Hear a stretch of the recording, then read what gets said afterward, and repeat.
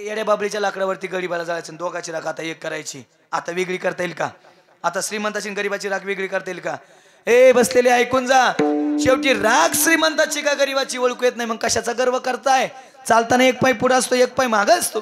पुढच्या पायाला अभिमान नसतो रे मी पुढे आहे, आणि मागच्या पायाला वाईट पण वाटत नाही मी मागे आहे, कारण त्यांना माहिती क्षणाचं चित्र बदलणार आहे. मागचा पुढे जाणार आहे, पुढचा मागे येणार आहे. अहंकार कशाचा करायचा आहे? जिवंतपणी पक्षी किड्या मुंग्यांना खातात, पण जेव्हा तो पक्षी मरतो ना, तेव्हा याच किड्या मुंग्या त्या पक्षाला खातात. वेळ प्रत्येकाची येते, फक्त एक काम करा, वेट अँड वॉच.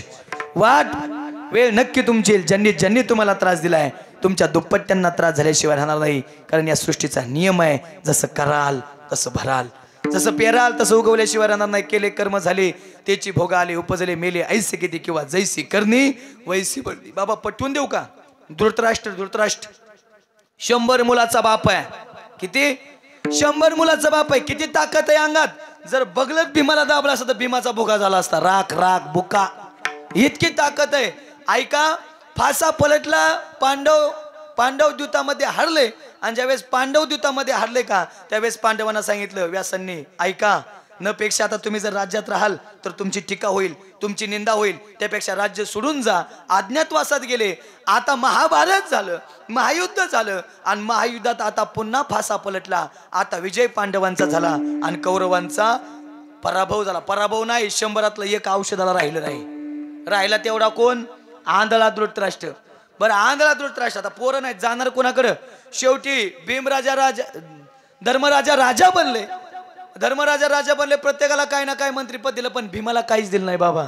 आणि बघा बरं का, ज्यावेळेस अशी अर्धांड माणसं मोकळी सोडली जातात का, अर्धांड, त्यावेळेस ती वाटूळच करीत आहेत. मग गावाचा असू द्या, तालुक्याचा असू द्या, जिल्ह्याचा असू द्या, नाही तर राज्याचा असू द्या, अर्धांड गुतावलं पाहिजेत.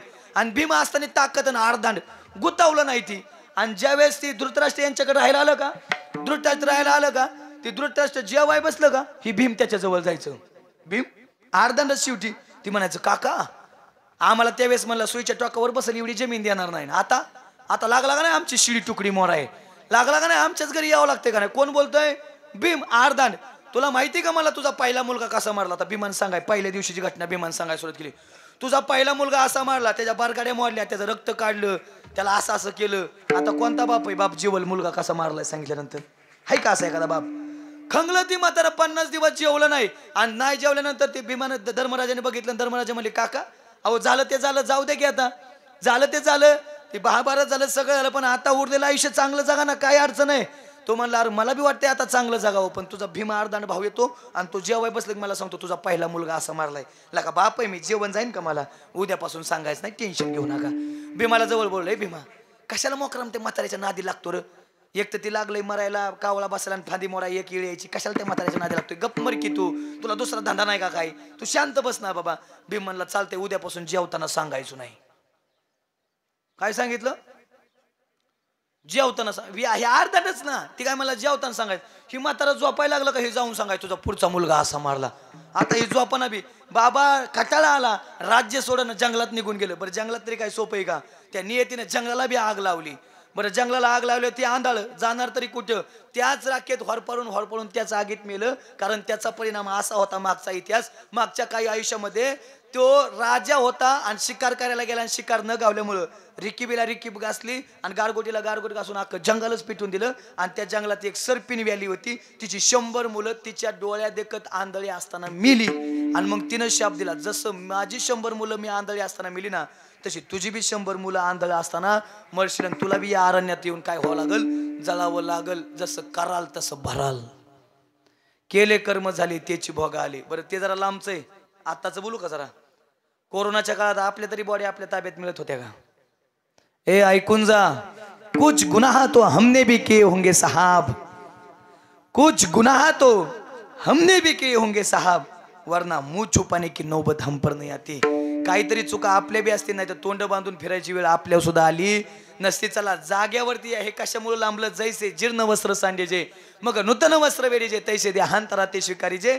चैतन्य ते बाबा आला, एक दिवस मरावं लागतं म्हणजे मरावं लागतंय. महाराज निश्चित आहे 15-20 मिनिटं झाला आम्ही ऐकतोय मरावा लागणार आहे, मरावा लागणार आहे, मरावा लागणार आहे. पण महाराज शेवटचा दिवस येणारच आहे. पण तो शेवटचा दिवस जर गोड करायचा असेल तर आम्ही नेमकं काय करायला पाहिजे. महाराज म्हणतात अंतकाळी ज्याच्या नाम आले मुका तुका म्हणे सुका पार नाही. जर मरताना देवाचं नाव आलं तर देव काय करतोय, मोक्ष देतोय. बाबा देवाचा नियम आहे अंतकालेचे मामेव स्वरण मुक्त कलेवरम. देवाचा नियम आहे मरताना जर देवाचं नाव मुखालं तर देव काय करतोय, मोक्ष देतोय. तुको बऱ्या थोडं थांबा.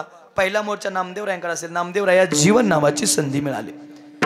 जन्म आणि मृत्यू निश्चित आहे पण जन्म आणि मृत्यू मधला अंतर काटून आम्हाला आमचा शेवटचा दिवस गोड करायचा आहे. आणि मग जर आमचा शेवटचा दिवस गोड करायचा असेल तर आम्ही जीवन जगताना कशा पद्धतीने जीवन जगायला पाहिजेत. राम महाराज नामदेव राय काय म्हणतात.